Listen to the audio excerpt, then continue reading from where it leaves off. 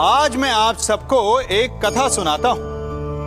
एक दिन प्रातः एक व्यापारी अपने घर से निकला।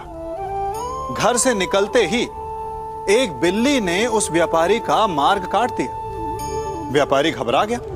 वो फिर से घर लौट गया और शुभ घड़ी की प्रतीक्षा करने लगा।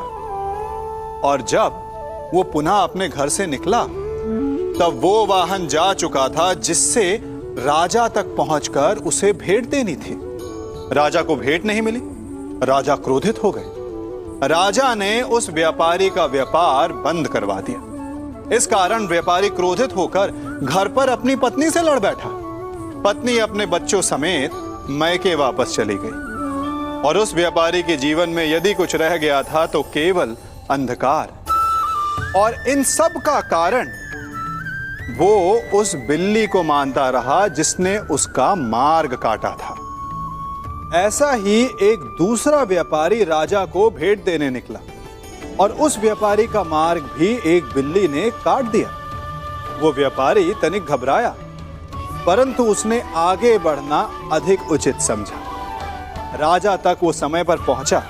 उसने राजा को भेंट दी। राजा प्रसन्न हुए और राजा ने व्यापारी को अपना व्यापार बढ़ाने की अनुमति दी, स्वर्ण आभूषण दी। जब व्यापारी घर पर पहुंचा तो पत्नी को आभूषण और अपने बच्चों को देने के लिए वस्त्र थे उसके पास। हर ओर प्रसन्नता थी। समझ रहे हैं ना? दोनों के साथ एक ही प्रकार की घटना हुई, परंतु दोनों की प्रतिक्रिया भिन्न थी। ऐसा ही हमारा जीवन भी है। हमारे जीवन में प्रारब्ध का अपना स्थान है, परंतु उससे कई अधिक महत्वपूर्ण हमारी प्रतिक्रिया, हमारे सोच का प्रभाव है, क्योंकि यही हमारे जीवन को आकार देते हैं। इसलिए अपनी सोच को सकारात्मक रखिए। आपका जीवन सदैव आनंदमय रहेगा।